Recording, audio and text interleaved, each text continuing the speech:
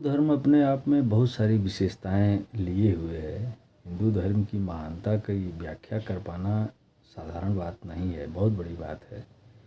इसमें अनेक संप्रदाय हैं, अनेक जो है मत हैं, अनेक प्रकार के परंपराओं को मानने वाले लोग हैं।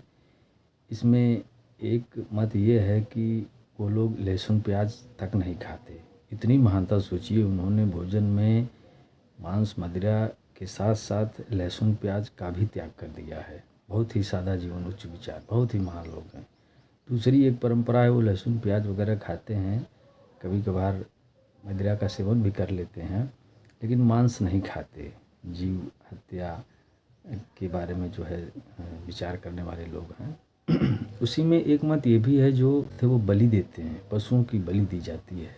वह भी अपने आप में बहुत ही अनूठी व्यवस्था है।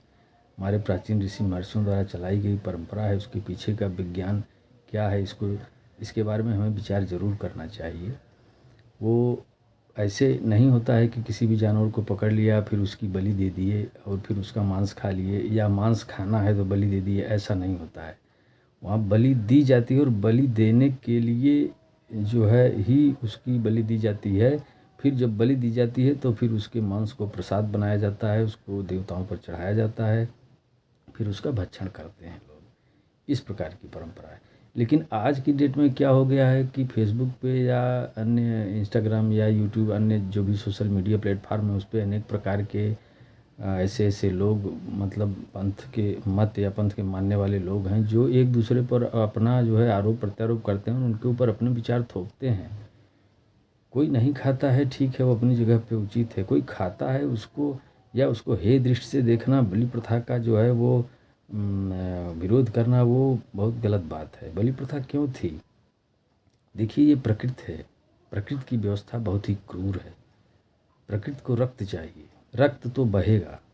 अगर समय समय पर राक्षसों का रक्त नहीं बहाया गया तो निर्दोष प्राणियों का रक्त बहेगा। ये प्रकृति की क्रूर व्यवस्था है। ये एक क्रूर सच्चाई है जिससे मुंह नहीं मोड़ा जा सकता है। तो बलि क्यों दी जाती थी? बलि इसीलिए दी जाती थी कि जब भी कभी राक्षसों का वध करना हो तो आपके हाथ न कांपे। तो अगर अपने आप को राक्षसों से सुरक्षित रखना है तो बलि प्रथा को जीवित रखना होगा। अपने घर में बलि देना होगा, अपने हर देवताओं के लिए बलि देना होगा, और अपने हर व्यक्ति के साथ अपने बच्चों से भी बलि करवाना होगा। बलि देने की परंपरा में एक विशेष बात यह है हमारे यहाँ की, जिस भी पशु की बलि दी जाती है उस पशु के कान में पशु गायत्री बोली जाती है। तो हमारे यहाँ मंत्रों में इतनी शक्ति है, ऐसी मान्यता रही है कि जिस भी पशु के कान में पशु गायत्री बोली जाती है, उसके बाद उसकी बलि दी जाती है, फिर वह अपने वर्तमान योनि से उच्चतर योनि में जन्म लेता है। यानी बलि देने के पीछे भी उस पशु के मोक्ष करने के उद्देश्य से, उसका कल्याण करने के उद्देश्य से हमारे यहाँ बलि दी जाती है। इसके साथ साथ हम रक्त बहाना सीखते हैं ताकि हमारे हाथ राक्षसों के वध करते वक्त कांपे न। ये है हमारी महान परंपरा। नहीं तो यही हाल होगा कि विधर्मी आपकी बहन बेटियों या आपके बेटों को दौड़ा करके ऐसे ही सड़क पे तलवार से या धारदार हथियार से काटेंगे और आप लोग मोमबत्ती लेकर के उनके लिए न्याय मांगेंगे। क्या न्याय कर पाएगा कोई? जो मार दिया गया दौड़ा कर, निर्दोष जो है सरेआम दौड़ा करके काट दिया गया, चाकुओं से गोद कर ख़त्म कर दिया गया, जिसका गला उतार दिया गया, उसको क्या न्याय कोई दिलाएगा? अगर उसके लिए कोई हंगामा करता है, हो हल्ला करता है, मोमबत्ती लेकर दौड़ता है, बहुत करेगा तो उसकी गिरफ्तारी हो जाएगी, उसके बाद जेल जाएगा। जेल गया, कितने दिन रहा, छूट गया, क्या हुआ क्या नहीं हुआ, कौन देखने वाला है? जब से हमने बलि देना बंद कर दिया तब से हमारा सामूहिक नरसंहार हुआ। सैकड़ों, हजारों, लाखों की संख्या में हम लोग काटे गए, मारे गए, केवल इसीलिए क्योंकि हमने रक्त बहाना नहीं सीखा, हमने रक्त बहाना छोड़ दिया, हमने बलि प्रथा को नज़रअंदाज कर दिया। इसलिए बलि प्रथा को जीवित रखें।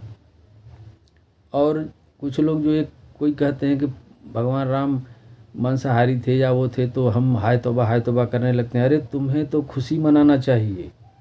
अगर कोई कह रहा है तो उसके ऊपर छाती मत पीटो, बलि देना शुरू करो, रक्त बहाना सीखो। रक्त बहाना नहीं सीखोगे तो आज नहीं तो कल तुम्हारा रक्त बहेगा, राक्षस तुम्हारा रक्त बहाएंगे। रक्त बहाना सीखे रहोगे तो जब भी राक्षसों का वध करना होगा, ऐसे राक्षसों का वध करना होगा, तो तुम्हारे हाथ नहीं काँपेंगे, तुम मोमबत्ती लेकर के सड़कों पर नहीं उतरोगे, हाय तौबा नहीं मचाओगे। इसलिए रक्त बहाना सीखो ताकि निर्दोषों का रक्त न बहे। हर हर महादेव। जय महाकाली, जय रणचंडी, जय माँ भद्रकाली।